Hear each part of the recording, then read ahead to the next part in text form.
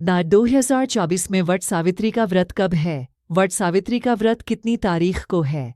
पंचांग के अनुसार इस साल ज्येष्ठ अमावस्या तिथि 5 जून शाम 7:54 पर शुरू होगी, जिसका समापन 6 जून शाम 6:07 पर होगा। उदया तिथि के अनुसार इस बार वट सावित्री व्रत 6 जून 2024 दिन गुरुवार को रखा जाएगा। वट सावित्री व्रत का महत्व।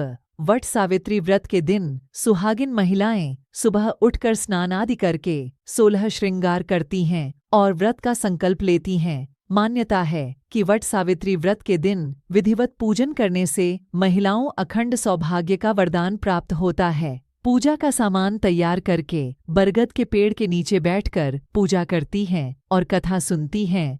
वट सावित्री व्रत की पूजा विधि। 1.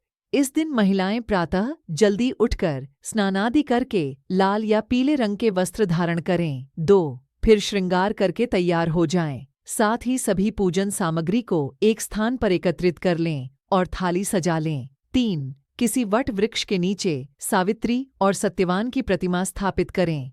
4. फिर बरगद के वृक्ष की जड़ में जल अर्पित करें और पुष्प, अक्षत, फूल, भीगा चना, गुद्दा व मिठाई चढ़ाएं। 5. वट के वृक्ष पर सूत लपेटते हुए 7 बार परिक्रमा करें और अंत में प्रणाम करके परिक्रमा पूर्ण करें। 6. अब हाथ में चने लेकर वट सावित्री की कथा पढ़ें या सुनें। इसके बाद पूजा संपन्न होने पर ब्राह्मणों को फल और वस्त्रों करें। वट सावित्री व्रत में क्या खाना चाहिए? वट सावित्री की पूजा के दौरान चना, पूड़ी और पुआ का भोग लगाना चाहिए। बरगद के पेड़ की पूजा कब करनी चाहिए? ज्येष्ठ माह के कृष्ण पक्ष की अमावस्या तिथि के दिन वट सावित्री का व्रत रखा जाता है। मान्यताओं के अनुसार वट सावित्री के दिन सुहागिन महिलाएं वट यानी बरगद के पेड़ की पूजा की जाती है। ऐसा कहा जाता है कि इस पेड़ में भगवान विष्णु, ब्रह्मा जी और शिवजी का वास है। वट सावित्री व्रत में पूजा में क्या क्या लगता है?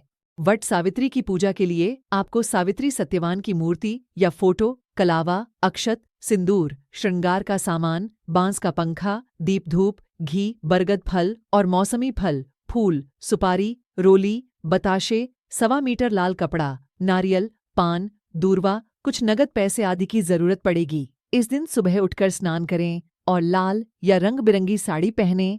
बरगद के पेड़ के नीचे क्यों नहीं बैठना चाहिए? दिन में पौधों में प्रकाश संश्लेषण क्रिया होती है, अतः ऑक्सीजन गैस निकलती है, जबकि रात को यह क्रिया नहीं होती है। सिर्फ पौधे श्वसन क्रिया ही करते हैं, अतः श्वसन में निकलने वाली गैस कार्बन डाइऑक्साइड होती है। इसीलिए रात को पेड़ के नीचे कार्बन डाइऑक्साइड की मात्रा अधिक हो जाती है, जो हमारे लिए हानिकारक होती है। वट सावित्री के दिन क्या दान करना चाहिए? पूजन में रोली, कलावा, पान, सुपारी, फल, कच्चा आम, डंठल सहित गेहूं, मिष्ठान, पकवान, पंखा, गंगाजल आदि सामान की आवश्यकता होती है। धार्मिक मान्यतानुसार इस दिन वटवृक्ष का पूजन करने के साथ जल, पंखा आदि का दान भी करना चाहिए।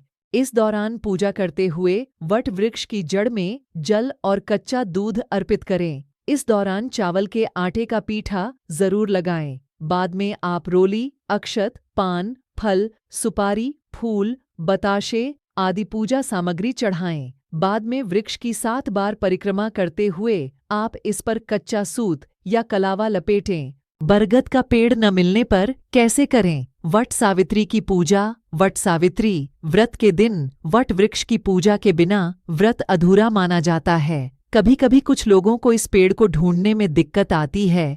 यदि आपको बरगद का पेड़ नहीं मिल रहा है तो आपको उसकी टहनी या छोटी डाली को कहीं से काटकर ले आना चाहिए। इसके बाद इसकी विधिपूर्वक पूजा करें।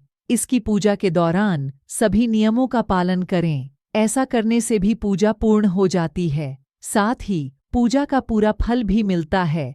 मासिक धर्म में वट सावित्री की पूजा कैसे करें? पीरियड्स के समय में आप वट सावित्री का व्रत रख सकती हैं। आप वट सावित्री के दिन सर धोकर स्नान करें और 16 श्रृंगार कर लें। व्रत रखें, पर ध्यान रहें कि पूजा का कोई सामान आप ना छुएं। आप किसी और को सारी पूजा सामग्री पकड़ने को कह सकती हैं